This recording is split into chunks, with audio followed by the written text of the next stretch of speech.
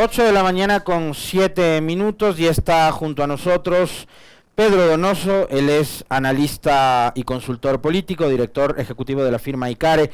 ¿Cómo está, Pedro? Buenos días, bienvenido. De entrada le quiero plantear, como para ir además conversando poco a poco y desarrollando esta charla, empezar por los números que han presentado algunas firmas en los últimos días y que tienen que ver con la desaprobación que tiene el presidente Lasso y su gestión con respecto de la opinión ciudadana, ¿no? Hay quienes sostienen que el presidente, apenas 1 de cada 10 ciudadanos en el país aprueba la gestión del presidente. Ha habido, digamos, cifras que le dan números un poco mayores, que son un poco más generosas, pero en términos generales, a su criterio, viendo las últimas encuestas y los últimos estudios de opinión, Guillermo Lasso y su gobierno, ¿cómo cierra este 2022? Bienvenido, buenos días. Gracias, Alexis, por la invitación. Cierra finalmente con números muy bajos, al igual que la Asamblea, al igual que el Consejo Nacional Electoral, al igual que el Consejo de Participación Ciudadana. Es decir, digamos, hay una baja valoración positiva, ¿no es cierto?, de parte de la ciudadanía a los estamentos públicos, ¿no es cierto? Nosotros nos basamos específicamente, por ejemplo, en la última encuesta de perfiles de opinión de mediados de noviembre.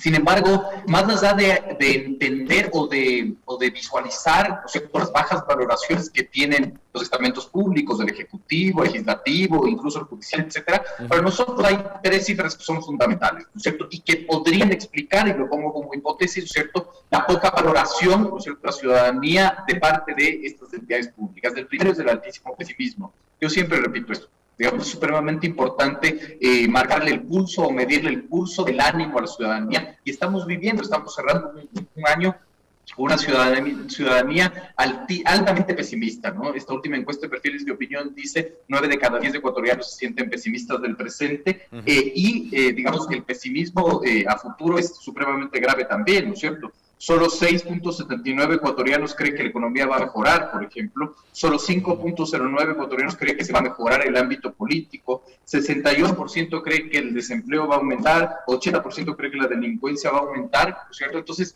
claro, hay un estado de ánimo muy precario en el presente y en el futuro. Y eso hay que sumar una segunda cifra que es bastante grave, que en esta misma encuesta, y esto ya se va repitiendo a lo largo del año, vemos los trackings de perfiles de opinión, ¿no es cierto?, solo el 12% de los consultados confía en el Estado, cree en la palabra del Estado.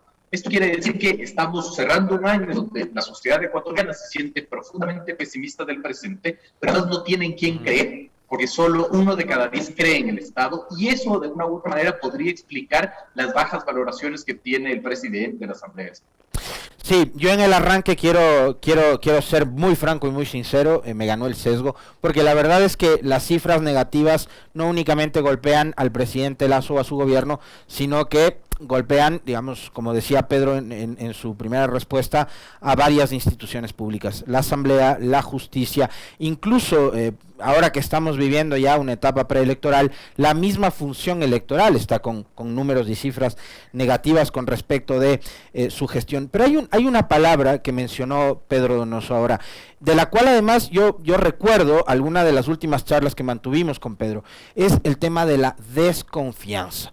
Aquí hay un asunto súper grave, que además no solo es que hay desconfianza de lo público y del Estado, sino que hay una desconfianza permanente de los ciudadanos con respecto de absolutamente todo, Pedro, y recuerdo que la última conversación nosotros la guiamos en ese sentido. Entonces, en una sociedad pesimista, en donde las autoridades o los funcionarios que están a cargo de gobierno, a todos los niveles, no hablemos únicamente del gobierno central, sino en todos los niveles de gobierno, si no confiamos justamente en quienes están solucionando los problemas de la salud, de la educación, del tránsito, de la vialidad, etcétera, etcétera, etcétera, tampoco trasladamos también trasladamos esa desconfianza con lo que pasa con el vecino, el compañero de trabajo, y tenemos esos altísimos niveles de pesimismo.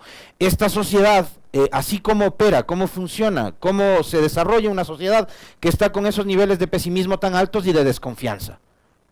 Es súper importante, Alexis, lo último que usted dice, ¿no es cierto? A esta cifra de alto pesimismo, ¿no es cierto? Y poca confianza en el Estado, eso fue lo que ya dijimos en el último diálogo, ¿no? La otra vez un periodista me decía, pero usted siempre repite lo mismo. Le digo, lo que pasa es que no cambia nada en el Ecuador. Es decir, y a mí me encantaría hablar de nuevas cosas, pero el pesimismo sigue estando, ¿no es cierto? La poca valoración de lo público y del Estado sigue estando presente, ¿verdad? Pero sobre todo hay que rescatar esta cifra que nos dio el Barómetro de las Américas a mediados del año, que dice que el Ecuador está también en el grupo de países en donde la confianza interpersonal es muy baja. Esto quiere decir que el ecuatoriano está pesimista del presente, no confía en el Estado y tampoco confía en su vecino y en el otro.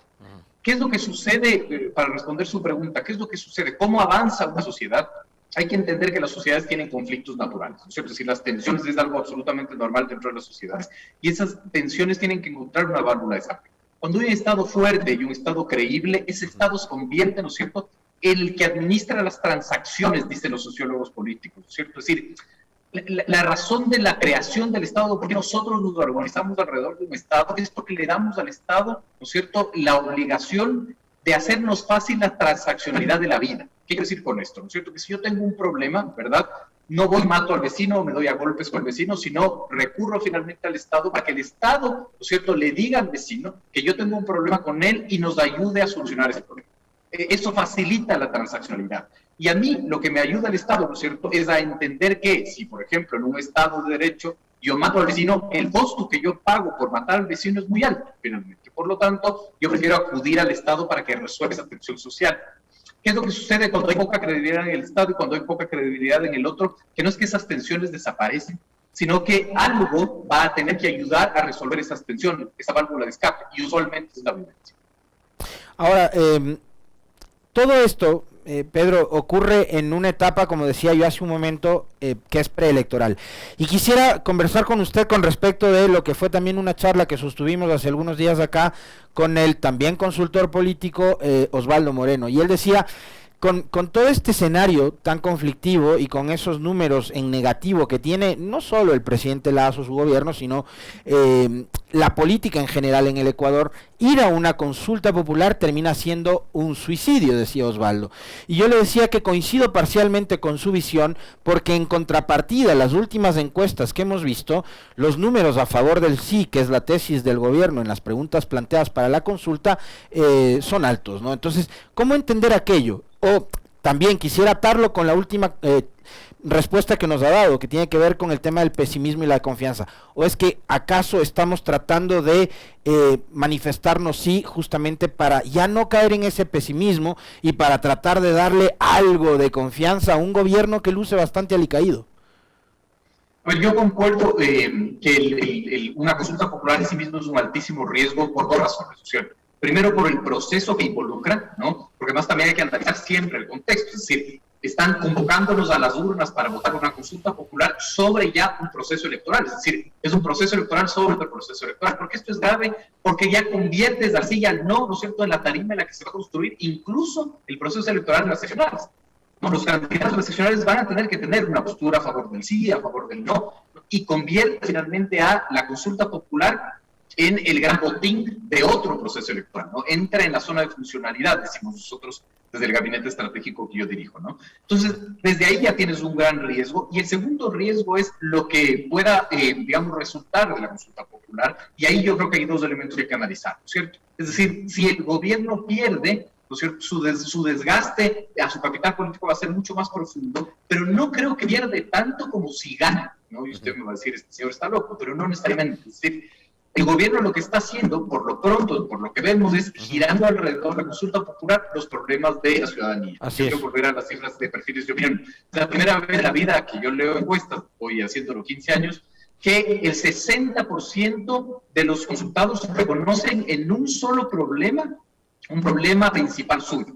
Nunca antes ha existido, y ese problema es la inseguridad. 60%, dice la encuesta de perfiles de opinión, reconoce la inseguridad como el principal problema que tienen que resolver. Usted va a decir, eso es una obviedad, todo el mundo lo sabe. Sí, pero digamos, científicamente es la primera vez que se concentra tanto en un problema. Entonces, si ese es un problema, todo lo que el poder político emane y sostenga como solución va a exigir que al día siguiente de que gane el sí, el problema de la inseguridad se resuelva. Y el problema de la inseguridad no se va a resolver de aquí a 5 años, a 10 años. Peor si no existen políticas públicas, ¿no? Entonces, el grave riesgo que tiene el gobierno es no solo perder, sino también ganar y generar la expectativa, y una alta expectativa, entendiendo que la expectativa es el peor de los enemigos de un político, ¿no es cierto? Porque la gente va a creer que él sí va a resolver los problemas de la seguridad, y sí no va a resolver los problemas de la seguridad. Pero hay algo que yo he identificado, Pedro, no sé si va a coincidir conmigo, pero esto es algo que he identificado en varios escenarios en lo que va de este gobierno, y es que han hecho, digamos, todo lo posible, es casi como un juego de ajedrez ¿no? De tomarte todo el tiempo necesario como para llegar a una jugada maestra, ¿no? Digamos, el último gran ejemplo para tratar de graficar mejor o argumentar mejor este cuestionamiento mío es el de las protestas de junio. Fueron 18 días de protesta, fueron más días que los de octubre del 19, fue un conflicto social muy grave, nuevamente el país, Quito, las principales ciudades, carreteras estaban detenidas, estaban paralizadas, y teníamos por un lado al gobierno que permanentemente a través de su principal vocero, que era el presidente, convocaba al diálogo, y por otro lado, digamos, un movimiento indígena que parece que se iba fortaleciendo. Tal es así que se ha fortalecido, ¿no? Que Leonidas Issa hoy aparece como una de las principales figuras políticas con valoración positiva, lo cual es, digamos, me parece a mí en buena parte resultado de lo que sucedió en junio. Pero ¿qué hace el gobierno? Inteligentemente les dice, a ver, ya, ok, nos sentamos a dialogar y nos ponemos un plazo de tiempo de 90 días, y lo que hace es ganar tiempo. Ya se han cumplido los 90 días y yo todavía no veo, usted me va a decir, Alexis, capaz estás equivocado, estás valorando mal, si ha habido resultados, pero yo no veo resultados. Y no veo tampoco un afán de la CONAIE o de Pachacutic. Entiendo también que ellos están en este momento haciendo campaña política. Issa tiene sus candidatos en todas las provincias, no estará tan interesado en movilizar o caotizar el país como sí en llevar adelante sus estrategias territoriales para apoyar a sus candidatos. Entonces él está en clave política, no le interesará ahora mismo convulsionar nuevamente el país. Entonces ganó tiempo el gobierno y tiene a la CONAIE congelada, ganó tiempo. Ahora, está ganando tiempo con el tema de la seguridad porque le traslada a la Asamblea también la resolución de estos conflictos. Les ha dicho, ustedes no me aprobaron las leyes que les he pedido, les mando una nueva reforma constitucional y deciden irse de vacaciones, así que mi apuesta es la consulta, y con la consulta gana tiempo, porque implementar esa consulta también va a tomar tiempo. Entonces, parecería que al gobierno no le interesa tanto resolver estos problemas que usted ha dicho son los principales, son los primordiales que ahora tiene la gente en su gran mayoría, pero que no se resuelven y tienen que ser resueltos ya. Entonces, ese ganar tiempo al gobierno, a mí me da la impresión de que le ha ayudado y mucho, y que van a seguir en esa lógica. Lo que pasa es que en política, digamos, en estrategia, si tú optas por ganar tiempo, el ganar tiempo no es una estrategia, es una acción. Es decir, el ganar tiempo tiene que ser para algo. Pero si el ganar tiempo es solo para ganar tiempo, ese tiempo se va a acabar, ¿no? Junio no es más que una extensión de lo que pasó en octubre del 19.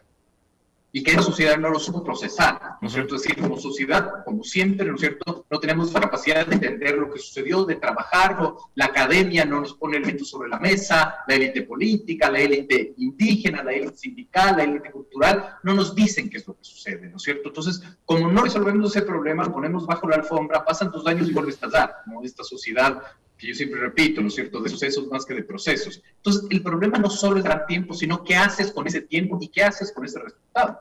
Entonces, no importa que haya ganado tiempo, porque a la larga, yo concuerdo con usted, digamos, yo creo que si hacemos una proyección del 2023, para mí el 2023 se divide en 2. Lo que pueda pasar en el primer trimestre, que será nada, ¿no es cierto?, porque tiene que ver con la campaña electoral, y en las campañas electorales no sucede nada, sucede mucho, ¿no es cierto? Pero después de marzo, ¿no es cierto?, después de febrero, después de marzo, el Ecuador va a volver a retomar un proceso mucho más convulso. No nos olvidemos, por ejemplo, que en mayo no solo hay que fusionarse las nuevas autoridades seccionales y los consejeros de participación ciudadana nuevos, sino que también va a haber renovación, por ejemplo, de las autoridades de la Asamblea. Ese año va a ser muy convulso, pero el año va a estar partido en 2, ¿no es cierto? Entonces, evidentemente el movimiento indígena no va a apostar, por ejemplo, a una movilización en proceso electoral. Estamos locos, todo se va a congelar. Pero claro, el problema es ese, ¿no es cierto? Si yo gano tiempo, ese ganar tiempo es ¿para qué? Y yo creo que ese es uno de los verdaderos problemas que ha tenido, y que han tenido los últimos tres gobiernos, el gobierno de Rafael Correa, el gobierno de Lenín Moreno, ¿no es cierto?, que establecieron un diálogo, y un diálogo como fin y no como medio, ¿no? Es decir, un diálogo para la foto, pero nadie nos explica en qué se extrapola ese diálogo, cuáles son las políticas públicas, qué leyes van a emanar de ahí, ¿no?, cuáles son los resultados, cuál es el cronograma, cuál es la metodología. Otra vez, digamos, el diálogo se convierte finalmente en el titular y no en una herramienta para bajar las tensiones. Exactamente, o sea, yo lo que iba es a eso, ¿no? ¿Cuáles son finalmente los resultados? Porque ganas tiempo, pero digamos, no se ve una cosa en concreto. Ahora, con el estado de ánimo de la gente que es, digamos, pesimista, con pocas expectativas de que la cosa pueda mejorar, con esto último que nos ha dicho Pedro Donoso, de que el 2023 va a empezar con un proceso electoral y nos va a tomar hasta marzo y mayo, donde nuevamente se tengan que renovar autoridades en la Asamblea y demás, como para volver a tomar algo de calma y demás. Estamos viviendo una campaña electoral. ¿Cómo ha visto Pedro también, que conoce mucho sobre comunicación política y demás, el desarrollo de esta pre-campaña, porque todavía no es que arrancamos, digamos, con todo, porque eso empezará a partir del 3 de enero, pero ya los candidatos han empezado, ¿no?, a hacer agenda de medios, agenda en territorio y demás. ¿Cómo ha visto usted, digamos, la puesta en escena también, los discursos, las propuestas, la participación en redes sociales de los candidatos que aspiran a ganar prefecturas y alcaldías? Digamos, así como yo sostengo que el 2023 no va a empezar en enero, sino empezará en marzo, abril, ¿no es cierto? Uh-huh. Creo que aún la campaña, digamos, en sí mismo, o incluso la misma pre-campaña, aún no ha empezado, ¿no? Yo creo que hay muchísimo desorden. Me voy a enfocar, por ejemplo, en Quito, ¿no? En Quito, digamos, hay muchísimo desorden, digamos, en la identificación de candidatos, en las narrativas. Yo lo escuchaba ayer al vicepresidente del Consejo Nacional Electoral decir que incluso no hay, digamos, ya la validación de parte del Tribunal de Contencioso Electoral de las candidaturas. Es decir, aún seguimos sin tener claridad de quiénes van a ser los candidatos o no, porque hay recursos pendientes, ¿no? Algo similar que pasó en el 2019. Entonces, claro, lo interesante finalmente es que ahorita hay un desorden muy profundo que puede ser característico del inicio de una campaña, ¿cierto?, en nombres, de narrativas, aún, digamos, cosas no están en cauce. Y lo interesante finalmente es que los candidatos se desesperan ahorita por lanzar encuestas, entendiendo además que la herramienta no puede medirse aún empezando la campaña. Es decir, es interesante. Por ejemplo, en Quito y en Pichincha, ¿cierto?, la misma encuesta de perfiles de opinión nos dice que, claro, el 90%, más o menos, entre el 80 y el 90% aún no tienen decidido su voto. Y los que ya tienen decidido su voto, hay un 40% que va a votar nulo. Entonces, es muy pronto aún para definir específicamente, ¿no es cierto?, para entender cómo se va desarrollando la dinámica. Pero, digamos, eso está extrapolado a otras ciudades. Por ejemplo, Guayaquil está clarísimo, ¿cierto? Uh-huh. La intención de voto está mucho más clara, el nulo es muy bajo, digamos, la intención de voto, por ejemplo, para Cintia Viteri está mucho más claro. Entonces, es interesante ver cómo los procesos, digamos, electorales son tan distintos de ciudad a ciudad, ¿no? Por ejemplo, hablábamos de la baja valoración en general de todos los estamentos públicos, sí, pero por ejemplo en Guayaquil no. En Guayaquil hay una alta valoración para la alcaldía y hay una alta, digamos, credibilidad en la alcaldía, por poner un ejemplo, digamos, ¿no? A diferencia de Quito, en donde hay una baja valoración en la alcaldía, una baja valoración en la prefectura, por ejemplo, etcétera. Entonces, es interesante porque ahorita todo está tan desordenado que es muy difícil definir. Yo le hablaba del tema redes sociales. Mucho se comentó en el 2021, en la presidencial, sobre, por ejemplo, lo que significó el TikTok para algunos candidatos. Hay quienes trataron digamos, de reducir la participación de Hervas, por ejemplo, al TikTok, o el tema de los zapatos rojos del presidente Lasso. Ahora, ¿cómo va a influir, considerando que hay además un nuevo segmento del electorado que es bastante joven, que está permanentemente también informándose a través de estas nuevas plataformas digitales y demás? ¿Cómo va a influir ahora, por ejemplo, el producto del TikTok, de lo que conocíamos antes como el Facebook o el mismo Twitter, que es más político y que es una burbuja más chiquitita? ¿Cómo valora eso, Pedro, y la participación de los candidatos y de los políticos en general en esta nueva elección?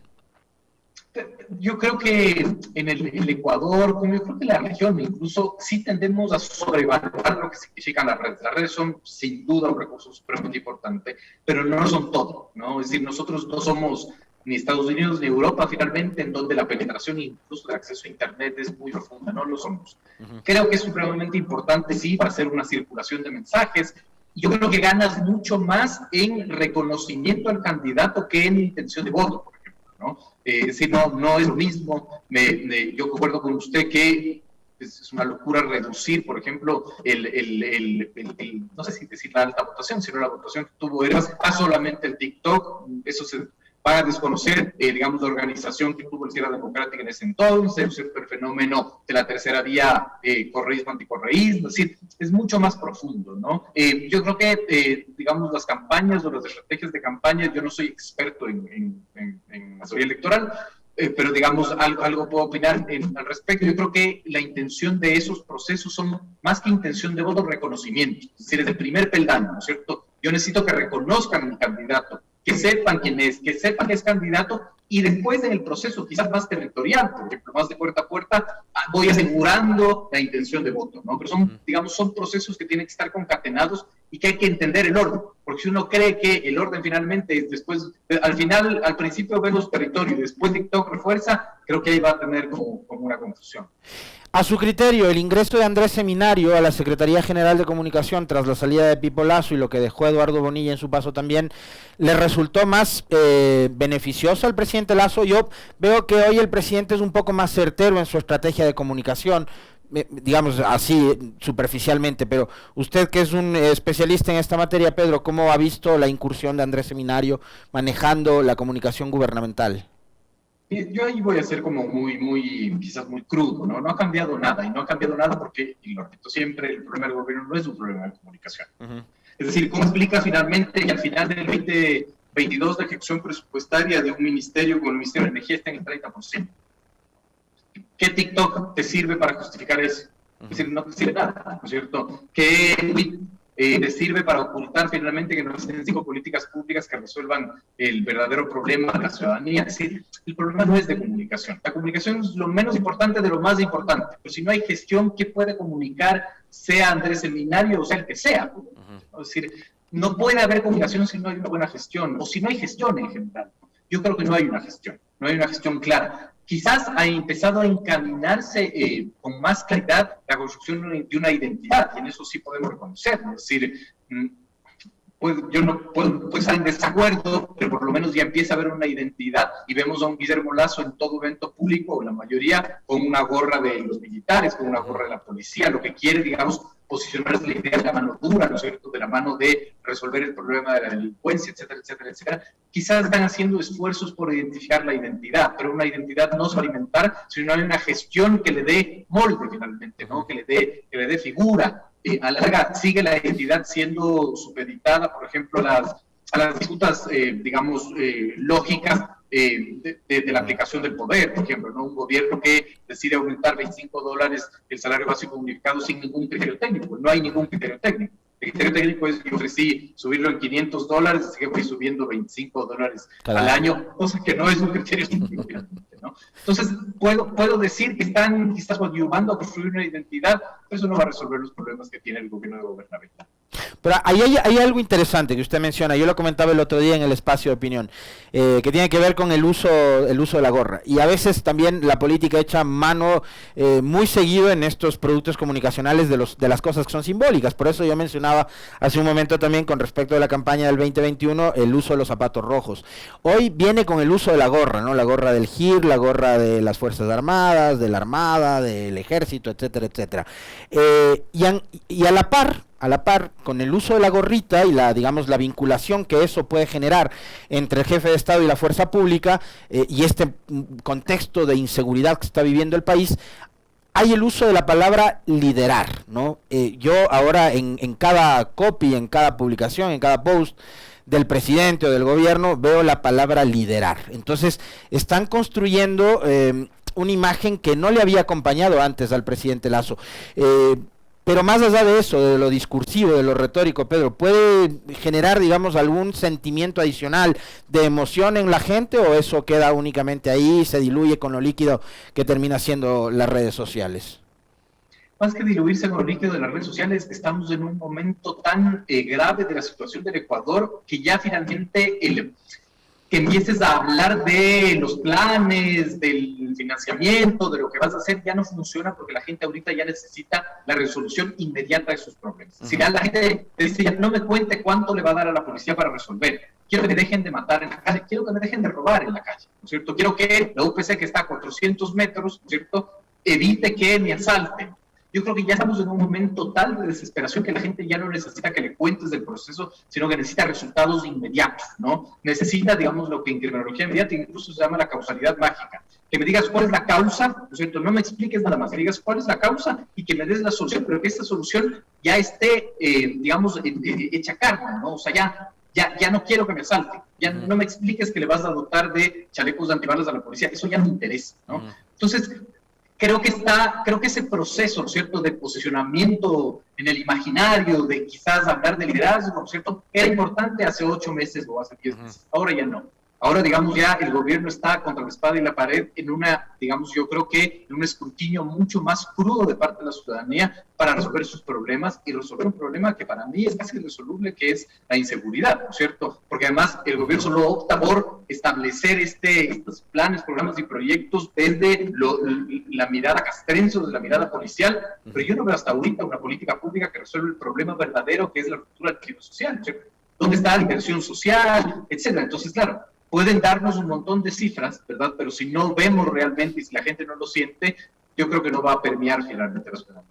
Y eso puede terminar pasándole factura a los candidatos que, digamos, hoy estén apoyados por el movimiento Creo y por el movimiento de gobierno. ¿Cómo cree Pedro Donoso que cuál es la suerte que van a correr los candidatos del gobierno en estas elecciones seccionales? Sin duda, y por eso no hay ningún candidato del gobierno. Si usted hace un barrido, nadie dice yo soy el candidato de Lazo, yo soy de Creo, nada. Ahí se esconden las alianzas, por ejemplo, ¿no es cierto?, como una estrategia. Nadie te dice soy el candidato de Creo, y ese es, digamos, es un fenómeno sumamente interesante.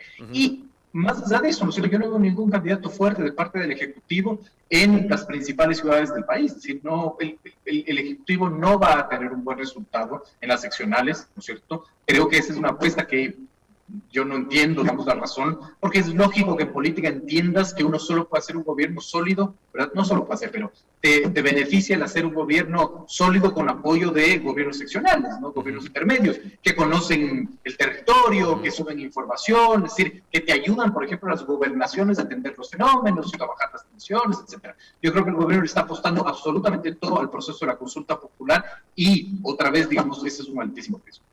Pero corriéndose el riesgo de perder justamente lo que decía Pedro Donoso, que es el control del territorio a través de quienes hacen política más cerca, ¿no? Prefecturas, alcaldías, etcétera. Con esto cierro porque se nos va terminando el tiempo, Pedro, y como siempre también agradeciéndole por la gentileza de haber aceptado la invitación. Las figuras de Correa y de Isa, que yo le mencionaba hace un momento, o la de Nebot, que también entiendo tiene una buena valoración, ¿podrían convertirse también en actores en la próxima elección, entendiendo que esta elección seccional, local, es diferente de la que se vivió en 2021?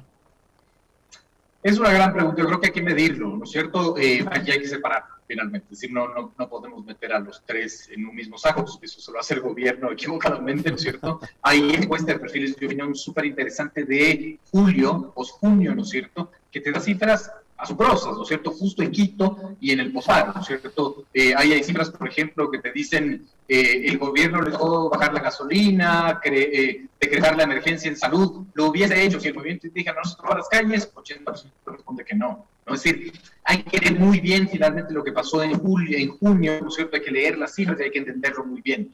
Digamos, el proceso del correísmo hay que analizarlo también. Yo creo que hay, digamos, bastiones en donde sí, Manabí es un evidente bastión, ¿no es cierto? Pero Pichincha no creo, realmente es muy interesante analizar, por ejemplo, si no es comparable las elecciones nacionales con las seccionales, pero por ejemplo, quién va a captar esos votos que cooptó Herbas en lugares inhóspitos, ¿no es cierto? En el sur de Quito, finalmente, donde tuvo altísima votación, quién lo va a captar y cómo lo va a captar. Ahí entra la figura Yunda, ¿no es cierto? Y no sabemos si la figura Yunda es la figura de Isa, no sabemos si están en el mismo partido, pero entonces, claro, es muy complejo como definir cuál puede ser finalmente la influencia de esos tres líderes, ¿no? En otros bastiones no, en Manabí es absolutamente claro, por ejemplo, que la figura correísmo va a cobijar a sus autoridades y yo creo que es lo correcto. Uh-huh.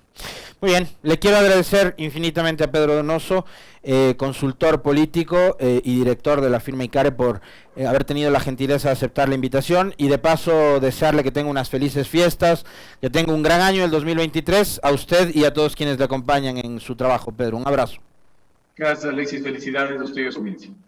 Muy gentil. 8:37 en la mañana, era Pedro Donoso, como les decía, consultor político, hablando sobre también cómo cerramos el año, digamos una visión un poco más integral, no solo fijándonos en lo que ha hecho el gobierno, sino también lo que pasa, por ejemplo, con la Asamblea y en esta coyuntura electoral o preelectoral que estamos ya viviendo los ecuatorianos, ¿no? Pasamos de fiestas de Quito, estábamos enfiestados por las fiestas de Quito empezando el mes, ahora vamos a todo lo que tiene que ver con la vorágine de la Navidad y el fin de año, y vamos a estar en medio de una pre-campaña electoral, ¿no? Y la importancia también que tiene justamente llegar a estas instancias en donde los ciudadanos, los 13 millones de electores, vamos a decidir sobre los destinos de nuestros territorios, ¿no? Así como es sumamente importante una elección presidencial o una elección parlamentaria, elegir a nuestras autoridades locales tiene de igual manera una importancia vital, y hay que tomarla y hay que llegar a este momento reflexionando, estudiando, analizando las propuestas, los planes de gobierno, cada uno de los candidatos, lo que han hecho, lo que hicieron, lo que van a hacer, lo que proponen, quiénes son, de dónde vienen. Creo que esa es una enorme responsabilidad que tenemos absolutamente todos los votantes, y vamos a seguir conversando obviamente y promoviendo diálogos en ese sentido. 8:38, hacemos un breve corte y ya volvemos de inmediato. Estará con nosotros Cristian Quito, él es vocero de la Asociación Ecuatoriana de Jueces, para comentar sobre las últimas declaraciones polémicas del embajador de los Estados Unidos en Ecuador. Ya volvemos.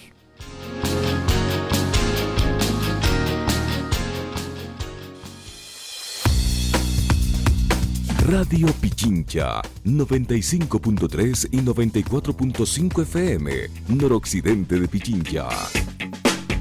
Se emite nuestra señal en Santo Domingo de los Áchilas, parte de Manabí, Esmeraldas. Alexis Moncayo mantiene un diálogo con el invitado. En Punto Noticias hablamos de...